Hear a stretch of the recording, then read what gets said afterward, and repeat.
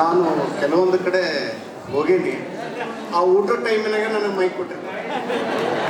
ಅದು ನನಗೆ ಅತಿ ಸಂತೋಷ ಸುದ್ದಿ. ಯಾಕಂದ್ರೆ ಮಾತಾಡ್ಲಿಕ್ಕೆ ಬರೋದಿಲ್ಲ ನನಗೆ. ಆದರೂ ಸಿದ್ಧನಾಥನಲ್ಲಿ ನನ್ನ ಶರಣಾರವಿಂದವನ್ನು ಇಟ್ಟು ಇಲ್ಲಿ ಮುಖ್ಯ ಅಧ್ಯಕ್ಷರಾದವರಿಗೆ ಒಂದು ಧನ್ಯವಾದವನ್ನು ಹೇಳಿ, ನಿಮ್ಮೆಲ್ಲ ಭಕ್ತರಿಗೆ ನಾನು ಜಾಸ್ತಿ ಟೈಮ್ ತಮ್ಮಲ್ಲ, ಒಂದೇ ಒಂದು ಸಣ್ಣ ಕಥೆ ಹೇಳ್ತೀನಿ. ನೀವು ಭಕ್ತಿ ಮಾಡ್ತೀರಿ, ಸತ್ಸಂಗ ಬೇಕಾದಷ್ಟು ಕೇಳಿರಿ. ಆದ್ರೆ ನಾನು ಬಹಳ ಆಸೆ ಇಟ್ಕೊಂಡು ಬಂದಿದ್ದೆ, 1 ತಾಸು ಮಾತಾಡಬೇಕು ಅಂತ ಇಟ್ಕೊಂಡಿದ್ದೆ. ಆದ್ರೆ ಇವ್ರಿಗೆ ಎಲೆ ಹಾಕಿಬಿಟ್ಟ ರಗಳೆ, ಅದು ತಣ್ಣಗಾಗಿ ಹೋಗ್ತದೆ, ನಿಮ್ಗೆ ಹೊಟ್ಟೆ ಕರಿತಾವ. ಈಗ ನಾನು ಹೆಚ್ಚಿಗೆ ಮಾತಾಡಿದ್ರೆ ಚಂದ ಇರೋದು. ಏನಪ್ಪ ಅಂದ್ರೆ, ಈ ಕಾರ್ಯಕ್ರಮ ಅಷ್ಟು ಸರಳವಾಗಿ ಆಗೋದಲ್ಲದು. ಇದೆಲ್ಲ ಪುಣ್ಯ ಸೇರಬೇಕಾದ್ದು ನಿಮ್ಮ ವೆಂಕಟೇಶ್ ಅವರಿಗೆ ಮೊದಲನೇದು. ಎರಡನೇದಾಗಿ ನಿಮ್ಮ ಗುರುಗಳಾದ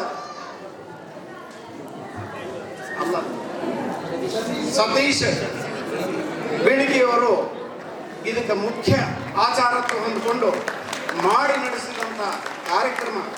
ಅದರೊಳಗೂ ಈ ಸಿದ್ಧನಾಥ ಎಲ್ಲಿದಂತ ನನಗೂ ಗೊತ್ತಿಲ್ಲ. ನಾನು ಸಾಧಾರಣವಾಗಿ ಕರ್ನಾಟಕದ ಸ್ವಲ್ಪ ಕಡಿಮೆ ಇದ್ದು ಗೊತ್ತು. ನಾನು ಗುಜರಾತ್ನಲ್ಲಿ ಇರೋದ್ರಿಂದ ಅಲ್ಲಿ ಇರ್ತಿದ್ದೆ ಮೊದಲು, ಈಗ ಇಳಕಲ್ಲಲ್ಲಿ ಇರ್ತಿದ್ದೆ.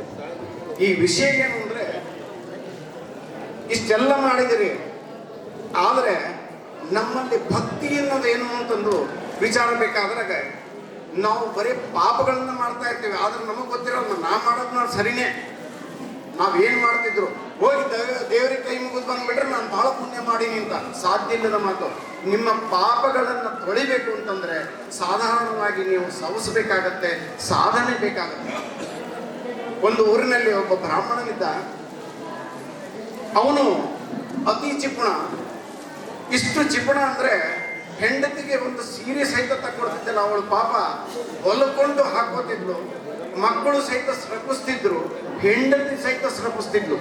ಏನಂತ, ಇವನು ಯಾವಾಗ ಸಾಯ್ತಾನೇನೋ, ಅವನು ನೆಗೆದು ಬಿದ್ದು ಹೋಗ್ತಾನೇನೋ, ಅತಿ ಭಿಕ್ಷೆ ಬೇಡಾರು ನಾವು ಜೀವನ ಮಾಡ್ಬೋದು, ಇಂಥವನ ಕೈ ಏನು ಬದುಕಕ್ಕಾಗ್ತದೆ. ಹಾಗಿದ್ದಾಗ ಅವನಿಗೆ 60ನೇ ವಯಸ್ಸು, ಸಾವು ಹತ್ತಿರ ಬರ್ತದೆ, ಸಂತಾಂತ ಆಗ್ತದೆ. ಎಲ್ಲರೂ ಹೆಂಡತಿ ಮಕ್ಕಳು ಕೂತ್ಕೊಂಡು ಅಳ್ತಿರ್ತಾರೆ.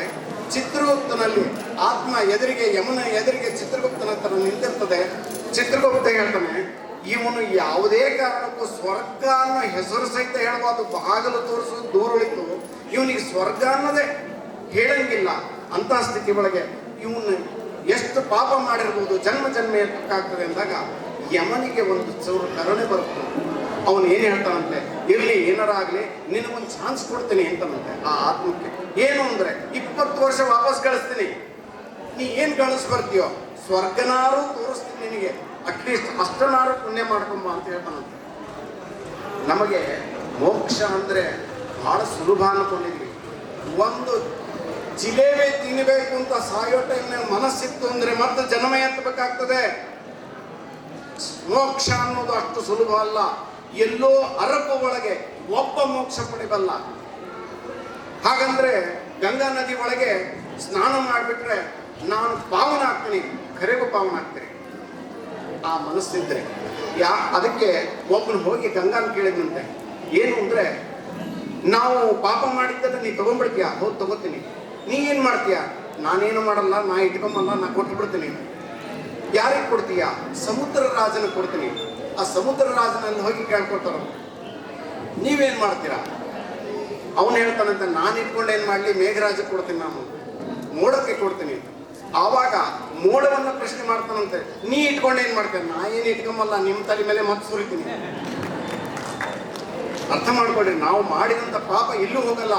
ಏನು ಪುಣ್ಯ ಮಾಡಿವೋ ಏನೋ, ಏನು ಪಾಪ ಮಾಡಿವೋ ಏನೋ, ಪಾಪವನ್ನ ಪ್ರಾರ್ಥನೆ ಮಾಡ್ಬೇಕಾದ್ರೆ ಪಾಪವನ್ನ ಕಳಿ ಅಂತ ಮಾಡಬೇಡ್ರಿ, ಇದನ್ನ ಪೂರ್ಣ ಮುಗಿಸು, ಇದನ್ನ ಈ ಜನ್ಮಕ್ಕೆ ಪೂರ್ಣ ಮುಗಿಸು ಅಂತ ಕೇಳ್ಕೊಡ್ರಿ. ಅಪ್ಪ ಕಷ್ಟ ಕಳೀತು ಬಿಡಪ್ಪ ಅಂತ ಕೇಳ್ಕೊಬೇಡ್ರಿ. ಕಷ್ಟ ಕಳೀತಾನೆ, ಆದ್ರೆ ಮತ್ತೆ ಮುಂದೆ ಜನ್ಮಕ್ಕಿರ್ತಾನೆ. ಯಾಕೆಂದ್ರೆ ಅದನ್ನು ತೀರಿಸಲೇಬೇಕು. ಆ ಸಾಲ ಮಾಡಿರ್ತೀವಿ ನಾವು, ಅದನ್ನು ತೀರಿಸ್ಬೇಕು ಅಂದ್ರೆ ಮತ್ತೆ ಜನ್ಮ ಎತ್ತಬೇಕಾಗ್ತದೆ. ಹಾಗೆ ಆ ಆತ್ಮವನ್ನ ವಾಪಸ್ ಕಳಿಸ್ತಾನಂತೆ. ಇಲ್ಲಿ ಸತ್ತ ಚೆನ್ನಾಗಾಯ್ತು, ಆರಾಮಾಯ್ತು, ಸುಸೂತ್ರ ಆಯ್ತು, ನಾ ಹೆಂಗೋ ಜೀವನ ಮಾಡ್ಬೇಕು. ಇವನು ಏನ್ ಮಾಡ್ತಿದ್ದ, ದುಡಿದದ್ದೆಲ್ಲ ಅಂದ್ರೆ ಹುಗುದು ಮುಚ್ಚುತ್ತಿದ್ದಂತೆ, ಹುಗುದು ಮುಚ್ಚುತ್ತಿದ್ದಂತೆ. ಆ ಆತ್ಮ ವಾಪಸ್ ಬಂದ ಕೂಡಲೇ ಇವನಿಗೆ ಎಚ್ಚರ ತಪ್ಪದವ್ರ ಗತೆ ಆಗ್ಯದಷ್ಟೇ. ಇವನು ಕೈಕಾಲಲ್ಲಿ ಆಡ್ಸೋದು ನೋಡಿ ಮನೆಯವರೆಲ್ಲ ಹೆದರು ಬಿಟ್ರಂತ ಇವನು ಪ್ರೇತ ಆಗಿರ್ಬೇಕು, ಸತ್ರು ಬಿಡುವಲ್ಲಿ ಇವನು ಅಂತಂದು ಹೇಳಿ ಸತ್ತಿಸ್ಲಿಕ್ಕೆ ಮತ್ತೆ ಚಾಲು ಮಾಡಿದಾಗ, ಇಲ್ಲ ನನಗೇನಾಗಿಲ್ಲ, ಒಂಚೂರು ತಲೆ ಸುತ್ತು ಬಂದಿತ್ತು, ಎಚ್ಚರ ತಪ್ಪದಂಗಾಗಿತ್ತು ಅಂತ ಎದ್ದು ಕೊಡ್ತಾನಂತೆ. ಅವಾಗ ಹೆಂಡತಿಗೊಂದು ಮಾತು ಹೇಳ್ತಾನಂತೆ, ನೀನು ಇಲ್ಲೇ ಕೂತಿರು, ನಾ ಬರ್ತೀನಿ ಅಂತ. ಆ ಮುಗಿದಿಟ್ಟಂಥ ಧನವನ್ನ ಅವ್ನು ತಗೊಂಡ್ಬಂದು ಹೆಂಡತಿ ಕೊಟ್ಟು ಹೇಳ್ತಾನಂತೆ, ನೀನು ಒಂದೇ ಒಂದು ಕೆಲಸ ಮಾಡು, ನನ್ನ ಹೊಗಳುಬೇಡ, ಆದ್ರೆ ನಾನು ತೆಗೊಳ್ಳು ಬೇಡ, ಇದು ಒಂದು ಕೆಲಸ ಮಾಡು, ನೀನು ಪುಣ್ಯ ಬರ್ತದೆ. ಆಯ್ತಪ್ಪ, ಏನು ಹಾಳುಗೊಂಡಿಗೆ ಬಿದ್ದು ನನಗಂತೂ ಬಿಡು ಸಿಕ್ತಲ್ಲ ನಿನ್ನಿಂದ, ನೀ ಏನಾರ ಮಾಡ್ಕೊ. ಮಕ್ಕಳನ್ನು ಕರೀತಾನೆ, ಮಕ್ಕಳಿಗೆ ಒಂದಿಷ್ಟು ಹಣವನ್ನು ಕೊಡ್ತಾನೆ, ಕೊಟ್ಟುಬಿಟ್ಟು ನೀವೇನು ಬೇಕೋ ಅದನ್ನು ಬಿಸ್ನೆಸ್ಸೋ ದಂಧೆನೋ ಏನೋ ಮಾಡ್ಕೊಳ್ಳಿ, ನನ್ನನ್ನು ಸ್ರಪಿಸ್ಬೇಡ್ರಿ, ನನ್ನ ನೆನೆಸ್ಬೇಡ್ರಿ. ಅಪ್ಪ ಮೊದಲು ಬಿಡುಗಡೆ ಆಗಿ ನೀನು ಇಲ್ಲಿಂದ ಹೋದ್ರೆ ಸಾಕು, ನಾವೇನಾರು ಬದುಕೋತೀವಿ ಅಂತಂದಂತೆ. ಇನ್ನು ಉಳುಕಿಯ ಧನವನ್ನು ತೆಗೆದುಕೊಂಡು ಊರೊಳಗೆ ಒಂದು ಆಶ್ರಮವನ್ನು ಮಾಡಿದಂತೆ. ಒಂದು ಆಶ್ರಮ ಅಂತಂದ್ರೆ ಗುರುಕುಲ, ವೇದ ಪಠಣ ಮತ್ತು ಅನ್ನಛತ್ರ ಇವನ್ನು ಮಾಡಿ ಒಂದು 10 ಎಕರೆ ಕೊಂಡುಕೊಂಡು ಆ ಆಶ್ರಮಕ್ಕೆ ಬರೆದು ಅಲ್ಲಿ ಆದ ಒಬ್ಬ ಗುರೂಜಿಯನ್ನು ಕೂಡಿಸಿ ಮತ್ತೆ ಮುಂದಿನ ಊರಿಗೆ ಹೋಗ್ತಾನಂತೆ. ಅಷ್ಟೊತ್ತಿಗೆ ಅವನಿಗೆ ಇದಕ್ಕೆ ನೀರು ಹಾಕಬೇಕಾಗಿಲ್ಲ, ಗೊಬ್ಬರ ಹಾಕಬೇಕಾಗಿಲ್ಲ, ತಾನಾಗಿ ಬಂದದ್ರಿ.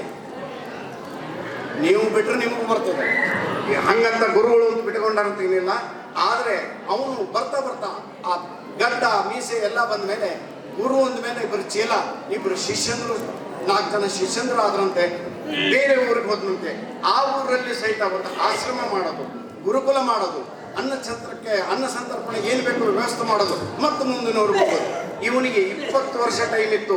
ಈಗ ಹೋಗ್ತಾ ಹೋಗ್ತಾ ಹೋಗ್ತಾ ಮಹಾ ದೊಡ್ಡ ಸ್ವಾಮಿ ಆದಂಗ ಬಿಟ್ಟ. ಆದರೆ ಏನು ಮಾಡಬೇಕು, ನಾ ಮೋಕ್ಷಕ್ಕೆ ಏನು ಮಾಡಬೇಕು ಅನ್ನೋದು ತಲೆಗಿಲ್ಲ. ಧರ್ಮ ಕೆಲಸ ಮಾಡೋ ಅಂತ ಹೇಳೇನೆ ಯಮಧರ್ಮರಾಯ, ಅಟ್ಲೀಸ್ಟ್ ಸ್ವರ್ಗನಾರು ನೋಡ್ತೀನಿ ನಾನು, ಧರ್ಮ ಮಾಡಿದ್ರಾಯ್ತು. ಇವನು ಧರ್ಮ ಮಾಡ್ತಾ ಹೋಗ್ತಾ ಇದ್ದಾನೆ. ಇನ್ನೊಂದು 4 ವರ್ಷ ಇರ್ತದೆ. ಒಂದು ಅರಣ್ಯ, ಬೇಗ ಮುಗಿಸ್ತೀನಿ. ಅರಣ್ಯದಲ್ಲಿ ಸುಂದರವಾದ ಸರೋವರ. ಆ ಸರೋವರದೊಂದಿಗೆ ಶಿಷ್ಯಂದ್ರಿಗೆ ಹೇಳ್ತಾನೆ, ಇಲ್ಲಿ ನಮ್ಮ ಕುಟೀರ ಮಾಡೋಣ, ಅಂತಿಮ ಕಾಲ ನಾವು ಇಲ್ಲಿ ಮುಗಿಸೋಣಂತೆ. ಇಷ್ಟು ರಮಣೀಯವಾಗಿರುತ್ತೆ ಅಂದರೆ ಸ್ವರ್ಗದಲ್ಲಿ ಋಷಿಗಳು ಸಹಿತ ಆಸೆ ಪಡ್ತಿರ್ತಾರೆ, ನಾವಲ್ಲಿ ಹೋಗಿರ್ಬೋದು ಅನ್ನೋ ಅಷ್ಟು ರಮಣೀಯವಾಗಿರ್ತದಂತೆ. ಅಲ್ಲಿ 4 ವರ್ಷ ಕಳೀಲಿಕ್ಕೆ ಬಂದಿದೆ. ಇವನ ಅಂತಿಮ ಸಮಯ ಹತ್ರ ಬಂದಿದೆ. ಆವಾಗ ದೇವ ಋಷಿಗಳು ಎಲ್ಲಿಂದನೋ ಪ್ರಯಾಣ ಮಾಡ್ತಾ ಇದ್ದರಂತೆ. ಆಕಾಶ ಮಾರ್ಗವಾಗಿ ಹೋಗ್ತಿರ್ಬೇಕಾದ್ರೆ ಈ ಸರೋವರವನ್ನು ನೋಡಿ ಅವ್ರು ಹೇಳ್ತಾರಂತೆ, ರಮಣೀಯವಾದ ಸರೋವರ, ಇವತ್ತಿನ ಸಂಜೆಯ ಅನುಷ್ಠಾನವನ್ನು ಇಲ್ಲಿ ಮುಗಿಸ್ಕೊಂಡು ನಾವು ಮುಂದೆ ಹೋಗ್ಬೋದು ಅಂತಂದು ಅಲ್ಲಿ ಇಳಿತಾರಂತೆ. ಆ ಇಳಿದಾಗ ಆ ಗುರುಗಳಾದಂಥವರು ದೇವ ಋಷಿಗಳು ಒಂದು ಮಾತು ಹೇಳ್ತಾರಂತೆ, ಇಲ್ಲಿ ಎಲ್ಲರೂ ಒಂದು ಹಣ್ಣಿದ್ರು ನೋಡ್ರು, ನೈವೇದ್ಯ ಮಾಡ್ಕೊಂಡು ಹೋಗೋಣ ಅಂತ. ಇಡೀ ವನದಲ್ಲಿ ಹುಡುಕಿದ್ರೆ ಒಂದು ಹಣ್ಣು ಸಿಗ್ಲಿಲ್ಲಂತೆ. ಆದರೆ ಆ ಸರೋವರಕ್ಕೆ ಇಳಿದು ಸ್ನಾನ ಮಾಡಿ ಮೇಲೆ ಹತ್ತಬೇಕಾದ್ರೆ ಒಂದು ದೊಡ್ಡದೊಂದು ಮಾವಿನ ಹಣ್ಣು ಕಾಣ್ತದೆ. ಗುರುಗಳಿರಂತೆ, ಇಲ್ಲೇ ಇದೆಯಲ್ಲೋ ದೊಡ್ಡ ಹಣ್ಣಿದೆ ಅಂತಂದ್ರೆ ಅರ್ಥ ಮಾಡ್ಕೊಳ್ರಿ, ಹಣ್ಣು ಅಂತ ಹೇಳ್ತಾ ಇದ್ದೀನಿ ನಾನು. ಹಣ್ಣು ಅಂದ್ರೆ ಒಳಗೆ ಅವನು ಅನುಷ್ಠಾನ ಕೂತಿರುವಂತ ಆತ್ಮ ಏನು ಪಾಪಿ ಇದ್ದ ಅವನು ಆ ಹಣ್ಣು ಈ ಹಣ್ಣಿಗೆ ಹೋಲಿಸ್ತಾರವರು. ಹಣ್ಣು ಒಂದಿದೆಯಲ್ಲೋ ಅಂತ ತಗೊಂಡು ಅದನ್ನು ತುಂಡು ಮಾಡಿಬಿಟ್ಟು ಅವರು ಅನುಷ್ಠಾನ ಮಾಡಿ ಆನ್ನಿಕ ಮುಗಿಸಿದ ಮೇಲೆ ಆ ನೈವೇದ್ಯ ಮಾಡಿ ಪ್ರಸಾದವನ್ನು ಕೈಯಲ್ಲಿ ಹಿಡ್ಕೊಂಡು ದೇವ ಋಷಿಗಳು ಒಂದು ಮಾತು ಹೇಳ್ತಾರೆ. ಏನು ಹೇಳ್ತಾರೆ ಅಂದರೆ, ಯಾರು ಈ ಸರೋವರವನ್ನು ನಿರ್ಮಾಣ ಮಾಡಿ ಇಷ್ಟು ಸುಂದರವಾಗಿಟ್ಟಾನೋ ಅವನಿಗೆ ಮೋಕ್ಷ ಸಿಗಲಿ ಅಂತ ಬಾಯಿ ಹಾಕೋತಾರಂತೆ. ಇಲ್ಲಿ ಯಮದೂತ ಬಂದಿರ್ತಾನಂತೆ, ಇಲ್ಲಿ ಶಿವದೂತ ಬಂದಿರ್ತಾನೆ. ಇದು ನನ್ನ ಶಿಕಾರ ಅಂತ ಇವನು ಹೇಳ್ತಾನಂತೆ, ಇಲ್ಲ ಇದು ನನ್ನ ಶಿಕಾರ ಅಂತ. ಅವಾಗ ಶಿವ ಮತ್ತು ಯಮ ಇಬ್ಬರು ಬರ್ತಾರಂತೆ, ಇದು ನಾನು ತಗೊಂಡು ಹೋಗ್ಬೇಕಾದ್ದು, ಇದು ನಂದಿದು ಅಂತ. ಅವಾಗ ಚಿತ್ರಗುಪ್ತ ಹೇಳ್ತಾನಂತೆ, ತೆಗೆದು ನೋಡೋ ಚಿತ್ರಗುಪ್ತ ಏನಿದೆ ಅಂತ ಹೇಳಿದ್ರೆ, ಚಿತ್ರಗುಪ್ತ ಹೇಳ್ತಾನಂತೆ, ಏನೂ ಇಲ್ಲ, ಶೂನ್ಯ, ಸ್ವರ್ಗ ಅಂತ ಬರ್ತಿದೆ, ಮೋಕ್ಷ ಅಂತ ಬರ್ತಿದೆ ಅಂತ ಹೇಳಿ ಅಂದಾಗ, ನಾವು ಮಾಡುವಂಥ ಕಾರ್ಯಕ್ರಮ ಯಾವುದೇ ಪೂಜೆ ಆಗಲಿ ಏನೇ ಆಗಲಿ ಶ್ರದ್ಧೆಯಿಂದ ಮನಸ್ಸಿನಿಂದ ಮಾಡಿದರೆ ಖರೇಗೂ ಮೋಕ್ಷ ನಮ್ಮ ಪಕ್ಕಕ್ಕೆ ಇದೆ. ಆದರೆ ನಮಗರ್ಥ ಆಗಲ್ಲ. ಯಾರು ಮೂರ್ಖರಿರ್ತಾರೋ ಅವ್ರ ಹತ್ರ ಪರಮಾತ್ಮ ಸದಾ ಇರ್ತಾನೆ. ಇದನ್ನ ನೆನಪಿಟ್ಕೊಳ್ರಿ. ನೀವು ಪರೀಕ್ಷೆ ಮಾಡಿರ್ಬೇಕಾರೆ ಅವನಿಗೆಲ್ಲ ಸಹಕಾರ ಕೊಡ್ತಾ ಇರ್ತಾನೆ. ಯಾವಾಗ ಅವನು ಧ್ಯಾನ ಮಾಡಬೇಕು, ದೇವರು ಬೇಕು ಅಂತ ಅಂತಾನೋ ಅವತ್ತು ಅವನು ಪರಮಾತ್ಮ ಹೋಗ್ಬಿಡ್ತಾನೆ, ಹೊರಗೋಗ್ಬಿಡ್ತಾನೆ. ಅವಾಗ ಹೇಳ್ತಾನೆ, ನೀ ಹುಡುಕು ನನ್ನ, ಈಗ ನಾ ಸಿಗ್ತೇನೆ ನೋಡು. ನೀನು ಪಕ್ಕಕ್ಕೆ ಇದ್ದು ಎಚ್ಚರಿಸ್ತಿದ್ದೆ, ಎಚ್ಚರ ಆಗಲಿಲ್ಲ, ಆದರೆ ಈಗ ನೀನು ಹುಡುಕ್ಬೇಕು ಅಂತ. ಅವಾಗ ಇವನು ಕಾಶಿಗೆ ಹೋದೆ, ರಾಮೇಶ್ವರಕ್ಕೆ ಹೋದ, ಎಲ್ಲೂ ಇಲ್ಲ, ಅದೇ ಗುಂಡೆ ಇರೋದು ಎಲ್ಲ ಕಡೆಗೂ. ಆದರೆ ನಿಮ್ಮ ಭಾವನೆ ವಿಚಲಿತ ಆಗಿರೋದ್ರಿಂದ ಊರೂರು ತಿರುಗಿ ಊರಿದ ಈ ಸಿದ್ದೇಶ್ವರ ಸಾಮಾನ್ಯನಲ್ಲ. ಇಲ್ಲಿ ಮೂರು ಮಹಾತ್ಮರು ಸಾಧನೆ ಮಾಡಿ ಹೋಗಿದಂಥ ಜಾಗ ಇದು. ನಾನು 2 ದಿವಸ ಬಂದು ಇಲ್ಲಿದ್ದಾಗ ನನ್ನ ಸ್ವಪ್ನ ಮುಖಾಂತರವಾಗಿ 3 ಸಾಧುಗಳನ್ನು ನಾನು ನೋಡಿದ್ದೀನಿ. ಅದಕ್ಕೆ ಹೇಳ್ತಾ ಇದ್ದೀನಿ, ಇದು ಸಾಧಾರಣ ಜಾಗ ಅಲ್ಲ. ಅಂಥಲ್ಲಿ ಸೇರಿದಂಥ ನೀವೆಲ್ಲರೂ ಮಹಾಪುಣ್ಯಾತ್ಮರು ಅಂತ ಹೇಳಿ ನಾ ಊರು ಕೇರಿ ತಿರುಗಿದವನು. ಆದರೆ ಈ ಜಗದಂತ ಜಾಗ ನಾನು ನೋಡಿಲ್ಲ ಮತ್ತು ಇಲ್ಲಿ ಕೊಟ್ಟಂಥ ಸಹಕಾರ ನಾನು ಸಾಧಾರಣ ಎಲ್ಲೂ ನೋಡಿಲ್ಲ.